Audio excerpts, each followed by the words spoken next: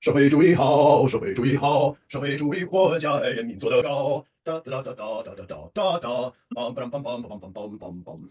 社会主义好，社会主义好，万岁！社会主义万国家岁！人民做得社会高。主义万梆梆岁！梆梆大刀梆小梆霸！梆梆梆梆梆梆梆梆梆。Hello, friends. What are you doing here? This is a highly secure area on the eve of war. Oh, well, in that case, let's sit down and have a cup of jasmine tea before I leave for the front. There's a story I've been wanting to tell you. Hello, friends. Welcome to Type 56, the story of the SKS and AK-47 in China. I'm Jason Clower. Normally, this is a class about why the PLA chose and kept obsolescent weapons like the SKS carbine. But today, I've been mobilized for deployment outside the People's Republic of California in a self-defensive invasion of a Midwestern state that has proven itself resistant again and again to our fraternal socialist gestures. They have persisted for years in intolerable behaviors that defy listing. They come to family reunions, signing up to bring the salad, but then they show up with a casserole dish full of jello and marshmallows with canned fruit and Cool Whip on top. Friends, this is not salad. This cannot be tolerated any longer. These wayward little brothers must be brought into line. That is why I am being sent there. And when Fan Fan breathes her SKS dragon fire upon them, they will know that the rod of chastisement has been laid most severely across their wayward, corn-fed buttocks. Well, I will send you stories from the campaign trail as I'm able to get them past the censor. But today, there's a story that I want to share with you from another self-defensive invasion. We're jumping ahead in time again to the 1979 Sino-Vietnamese border war. And our protagonist today is a young company commander who's begged for the honor of leading the entire 13th Corps across the border into Vietnam. His name is Liu Jianrong, which appropriately means Liu, the guy who establishes glory. And he has won his heart's fondest desire of leading the entire Chinese 13th Corps, a legend in PLA history, across the border to be the first into battle with a katana. What? A katana? The PLA doesn't carry katanas. Oh, but friends, this time they did, let me tell you. Liu was one of the many outstanding company commanders that the PLA excelled in producing. He was a Mustang who joined the force 8 years earlier as a buck private, and in 8 years, he had worked his way up to squad leader, platoon leader, and now company leader. And now, in the early spring of 1979, it's the eve of deployment. He and his men have packed up the company, and as his last act before deployment, Liu is found late at night in his office writing a letter by his best friend, the company political officer. Well, the political officer comes in, sees a letter, and he thinks he knows what's going on. You see, Captain Liu, I'm just going to start calling him Captain, because in English, that's what you call a company commander, and it has less syllables than company commander. So Captain Liu has recently begun exchanging letters with a young female comrade worker in Sichuan, and recently the friendship has been deepening, and she has just sent him a silk handkerchief. Oh, that is quite forward, friends, in this more traditional time. Yes, today I fear the young people would text photos of. Never mind. She has sent him a silk handkerchief as a pledge. And when Captain Liu is discovered late at night writing this letter before deployment, his friend thinks he knows what's going on. And he goes over and he goes, "Oh, you're writing a letter to," and he looks down. It's not what he thought at all.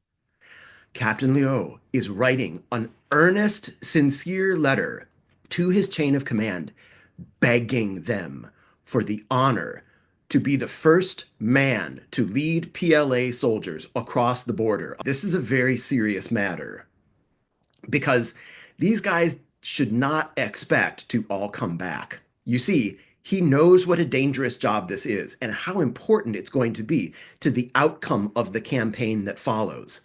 The Vietnamese defenders of the border have a pretty good idea that China might be coming. They don't know when, they don't know exactly where, but it's not a very long border, and Vietnam certainly has long experience with defending its homeland against invasions. Somebody from the 13th Corps needs to act as what we would call the tip of the spear, or what in Chinese they would call the jian dao, the edge of the sword.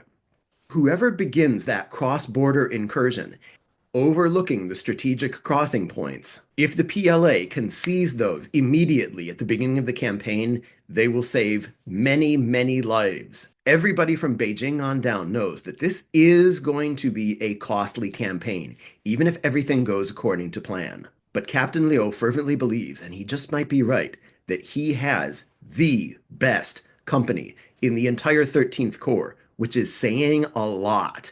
This is a storied formation in PLA history, starting from almost the earliest days of the First Civil War. And Captain Liu is granted the honor and the awesome responsibility of leading his company first across the river. And he is given a very unusual thing to take into battle with him, a katana. You see, part of their regiment's heritage is a battle trophy dating all the way back to World War II. It is a captured Japanese katana. This has seen more blood, and the regimental higher-ups give Liu this katana to carry into battle with two orders: add to its glory and blood it. And that is how, in the pre-dawn hours of February 17th, 1979, Captain Liu Jianrong and his company crossed the Red River quietly in rubber boats into Vietnamese territory. In just 20-some minutes, they're followed silently by the remainder of their whole battalion. Their first job is to seize a 150-meter-high hill complex that's being held by a heavily reinforced company of Vietnamese regional forces. This isn't their A team, they're away in Cambodia, but this is their B team. And believe me, Vietnam's B team is pretty darn good. Especially because at this point, it's been close to 20 years since PLA troops have conducted major combat operations. There are a couple footnotes to that because they have done some minor combat operations that we'll be discussing in different episodes in due course as we move through the class. Today, we are jumping out of chronological order because there's a point that I want to make before I go on deployment. This heavy Vietnamese company that's holding this hill complex, they are very seriously entrenched.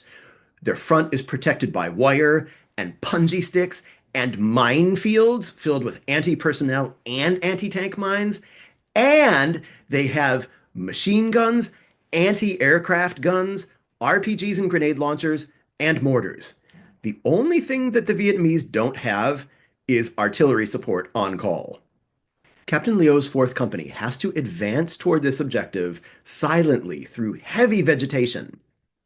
He's got a platoon in front of them, opening the path as quietly as they can, with machetes, or in some places, just getting down on the ground and rolling like they're great big human rolling pins to kind of bat down a path through the foliage for the rest of the company to follow. Amazingly, this works well enough that they get within 30 meters of the first of 3 Vietnamese trench lines.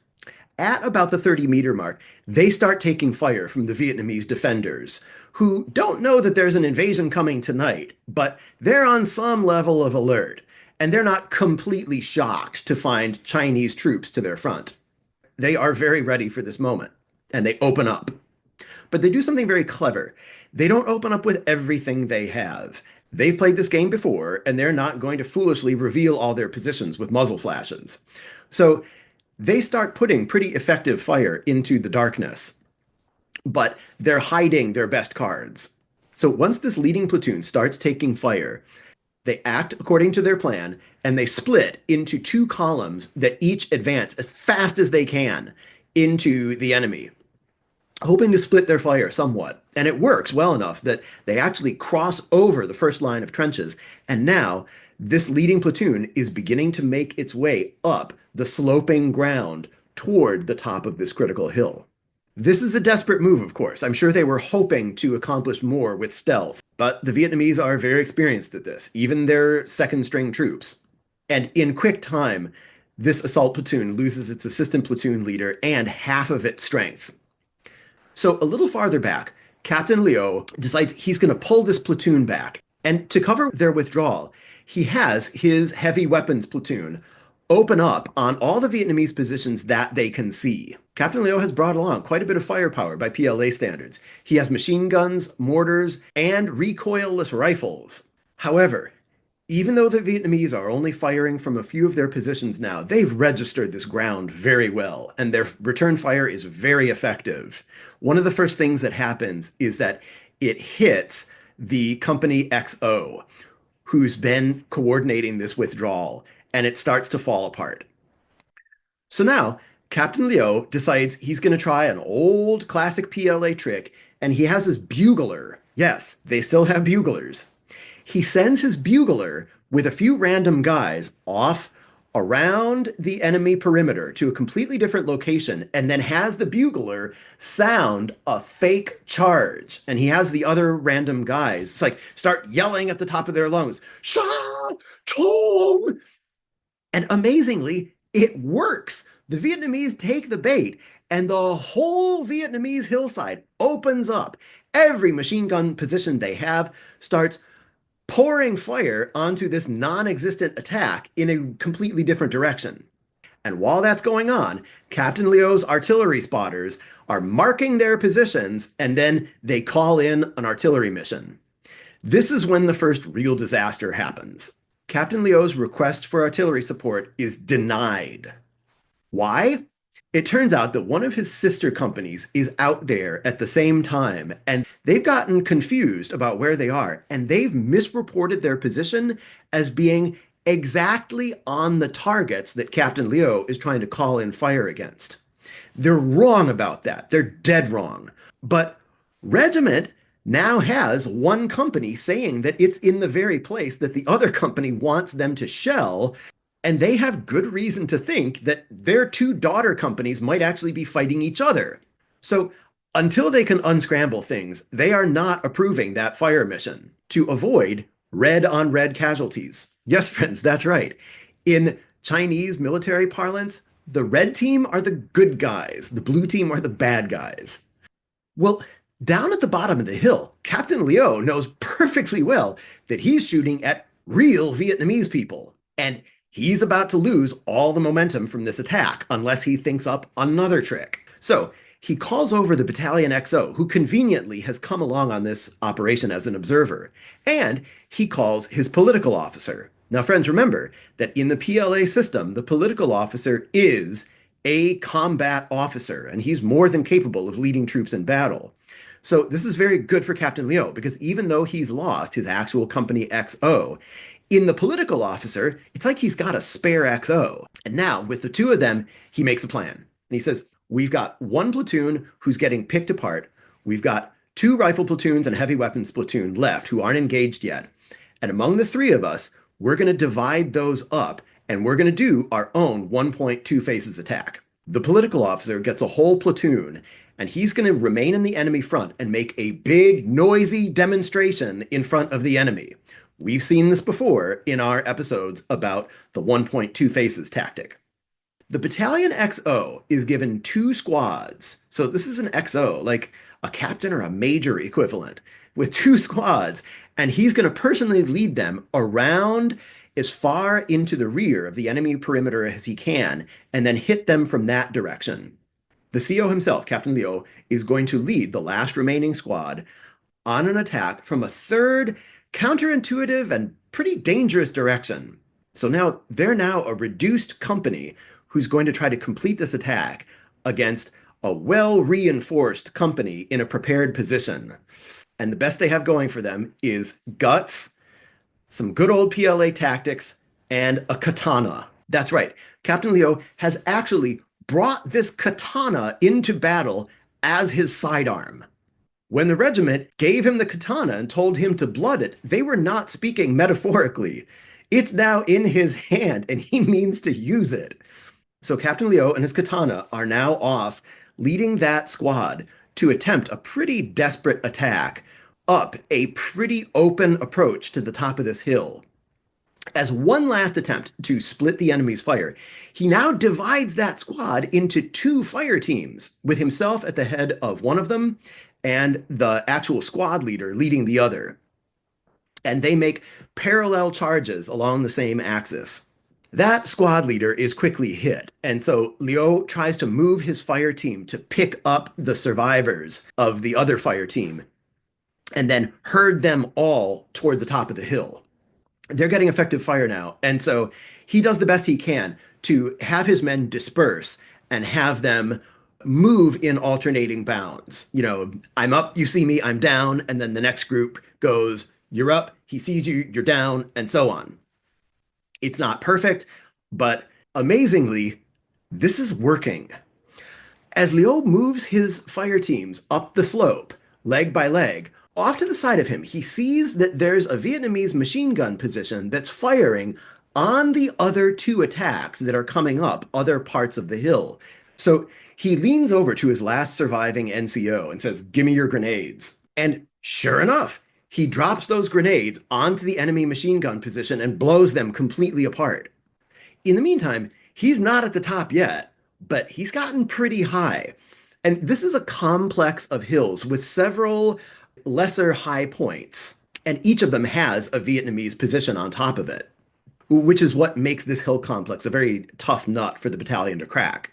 But now he finally has a vantage point on some of those elevated enemy strong points. So he sends his runner with a message back down the slope saying, "I want a heavy machine gun wheeled up here now to support our other two attacks." Because sure enough, the other two officers in their detachments had been doing the Lord's work, or at least Marx's work. The political officer was supposed to be demonstrating and drawing the enemy's fire, but I guess he's an overachiever. He's done that so well that he's now in possession of the first line of enemy trenches and one of their lesser hilltops. That's a heck of a feint. Elsewhere, the Battalion XO, who had two squads that were making for the enemy's back door, he's down and wounded now. But the platoon leader, he is now leading that attack, continuing upward, and he's broken through two trench lines. So everybody's having a tough day, but it's working as long as they can keep the momentum. Now, Captain Liu, the company commander, gathers the remnants of that one squad that he led personally for a final push up to the top. As they move, the slope to the top is strewn with boulders, and some of those boulders have Vietnamese defenders behind them. And now, his Chinese soldiers are maneuvering from boulder to boulder, trying to get angles on those defenders to force them gradually to fall back.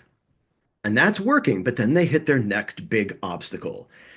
There's a barracks building that still has some defenders in it.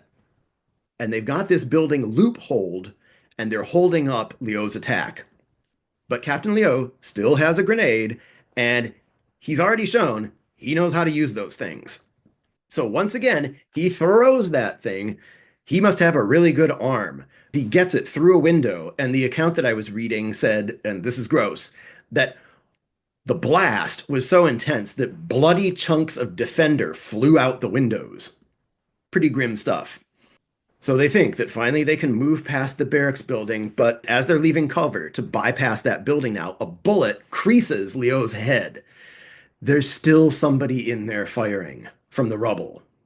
So now Liu finally puts down his katana, grabs an SKS from somebody, and if you're a fan of the PLA, you know what comes next.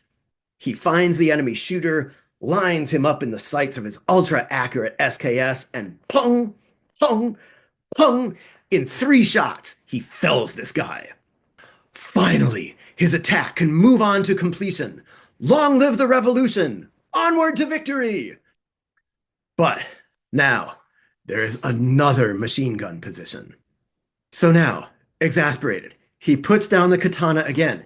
He turns to another guy and grabs his AK. I mean, this guy needs a golf caddy to carry around all of his various weapons in a golf bag.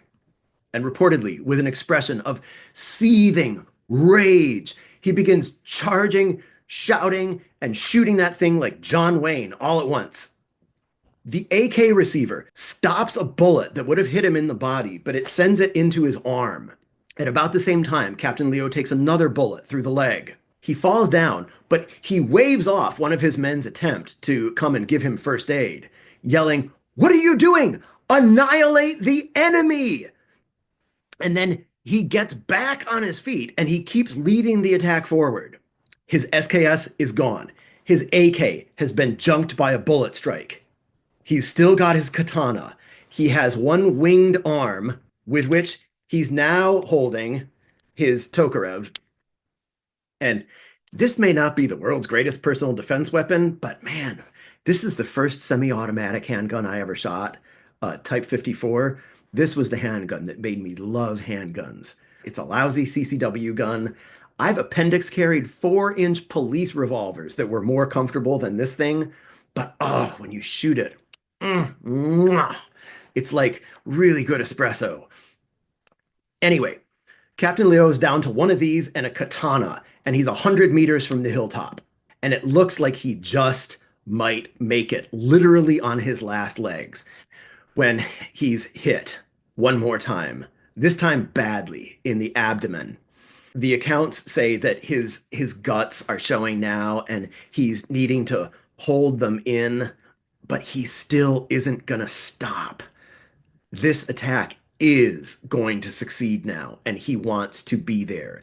He made a promise. Friends, sadly, he didn't make it. He died less than 100 meters from the top of the hill. He took one last bullet through the head, and that finished him. Afterward, he was posthumously awarded China's highest battle honor, the Yideng Zhandou Yingxiong, the wartime hero of first level merit. And his whole company was given a unit award of the First Order of Merit. That company still bears that title to this day. And if you visit, you will be shown the katana that Captain Leo brought into battle that day. Why am I telling this story today, going out of historical sequence? Well, there are two things that I want you to begin taking note of now, because they're going to begin to figure into the course, especially when we get to the Sino-Indian War. The first is that PLA officers are taught to lead from the front. I'm sure that all officers are taught to lead from the front, but PLA officers are taught to really do it. I mean, look at this company-sized attack. In the course of our story today, we've seen them lose their company XO, CO, their battalion XO, several platoon leaders and assistant platoon leaders. We've seen the equivalent of a captain or maybe even a major leading a couple of squads. We've seen the company commander himself leading a single fire team. These leaders are dropping like flies, but their men are effortlessly moving in other people to take their places and lead just as effectively. This was a terrific strength of the PLA that we're going to begin to see more of at this point of the course. Now, nothing in life is free. That comes with a cost too, and we're going to begin to see that cost make itself known also. So just put a pin in this for future episodes. That is the other thing that I want you to take note of. The leaders are leading from the front, and when inevitably they become casualties, there seems to be this bottomless supply of junior leaders who are ready to fill in for them. So just put a pin in those two things, and I'm going to remind you of them as we move through the course. But before we do that, I need to take Fanfan here and 100 plus rounds of ammo, a full loadout, and get on a train for the border. As I rack up victory after victory over our defiant and traitorous former socialist allies, I'll report to you from the field. I can't wait. Friends, until then, this has been Type 56, the story of the SKS and AK-47 in China. If you like this sort of content, please like and subscribe. You might consider visiting our Patreon page, but this course is ever free for the workers, soldiers, and peasants of the world.